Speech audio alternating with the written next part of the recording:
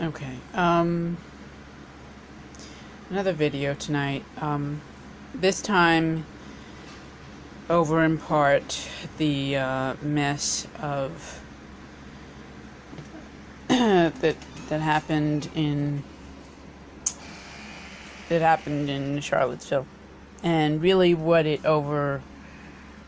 overshadowed. It was really, as I understand it, small area issue thing. It was started out as a simple protest over the removal of a historic statue, and the renaming of a park. Then,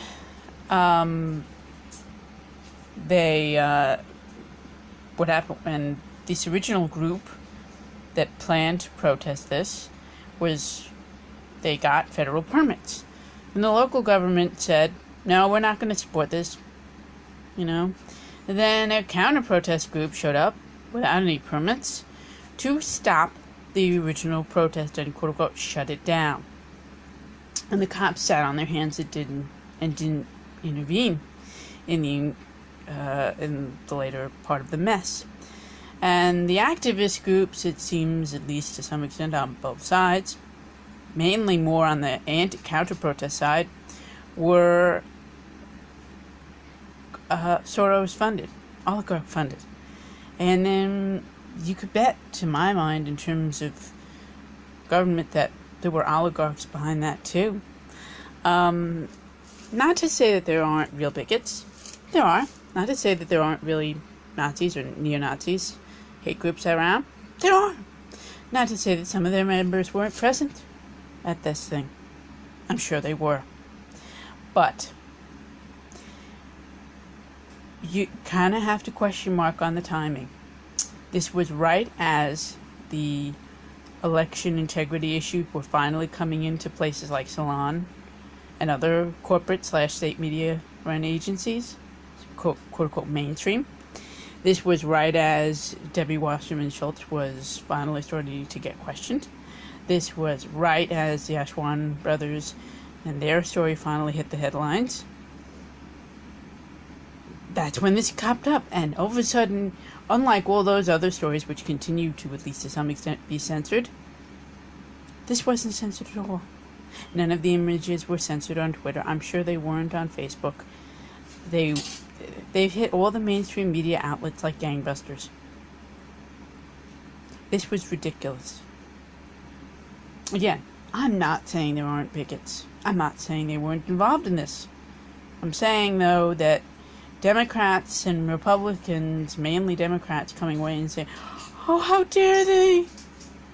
The GOP, how dare they, the right-wingers? Oh, come on.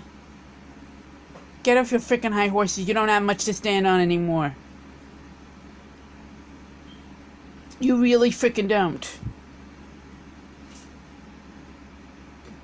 Democrats nor Republicans support living wages. Democrats nor Republicans support universal basic income. Democrats nor Republicans support reforming the Social Security disability application process system. Democrats nor Republicans support and have actually done real pressing work on fixing our nation's crumbled infrastructure. I'm not going to even call it crumbling because it's crumbled. Democrats nor Republicans have even put off, in terms of a full-on bill, full non-tiered single payer. Democrats nor Republicans have put forth a real plan to a reasonable time frame, which is to say it could have been done by the end of Reagan's era, convert us to 100% renewable energy. Democrats nor Republicans have actually even tried to insist on the concept of SNAP, which is to say food stamps, being raised with real food prices. Democrats nor Republicans have proposed nor even tried to get Social Security raised with real cost of living increases. Democrats or Republicans have insisted upon the program that's meant for people with disabilities, Section 8 housing, to get fully funded so that there are enough beds for people with disabilities to have a reasonable wait to get on and into those slots and into those living conditions.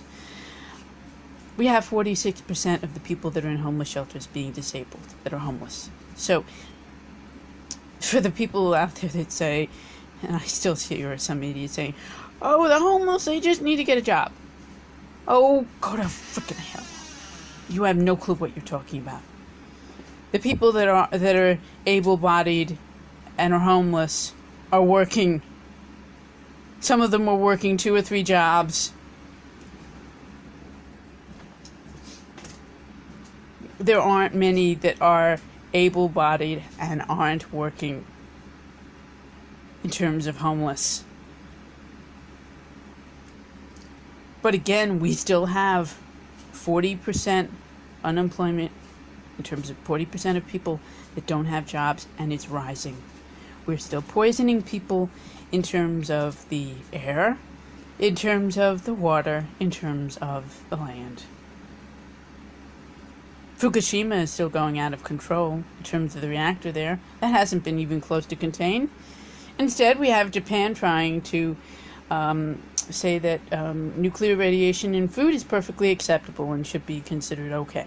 And we have the U.S. government that's saying, and they haven't officially put out a statement, but they've just stopped testing food for nuclear radiation.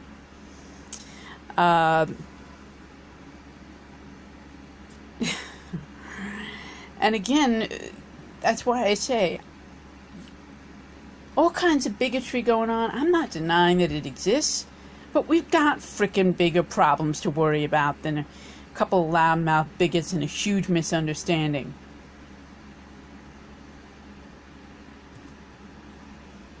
And I'm not saying that it wasn't tragic that someone died in this. I'm not. But I am saying that using that person's death to further one side of a political debate, especially when that one side that's mainly seems to be benefiting is just plain slower at killing people, as opposed to the other side, which is a little faster at it. And I'm sorry, but the Democratic slogan might as well at this point be, vote Democrat. We'll kill you slower than the Republicans will. That really seems to be it, if you want a realistic slogan. I mean, really, that's at this point what it seems to be. Vote Democrat, because we'll kill you slower than the Republicans will. Sorry, though, that's not enough. It really isn't. We need to bring back election integrity. At least some modicum of it. I know that we have always had at least some degree of issues in this country. I'm not saying that there hasn't been some degree of fraud, throughout our history. In many cases, there has been. There's been definitely voter suppression. But right now, it's completely untraceable. Or at least 90% as such. You can't really, it's too easily to be done. And you don't need any more, a quote-unquote, army of people as you once did in order to pull off large-scale election fraud. You don't. You could have someone just going throughout you could have, you don't even need more than 24 people just going around the country putting either computer programs or really just modifying the memory cards. In many instances, that's all it takes. We're not talking about even a long operation either, especially since really you don't even need to hit anything but the swing states in terms of presidential elections.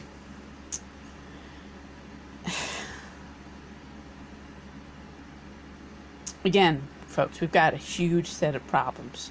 I'm not denying what happened in Charlottesville was tragic, but we have bigger problems. We really do. Election integrity, severe income inequality, pollution at international, national, and local levels in terms of air, water, and soil. Let's get to work. I still believe that it's possible to fix all this. I really do. But we need to stay focused. Together. Focused. Shalom. Peace. Love.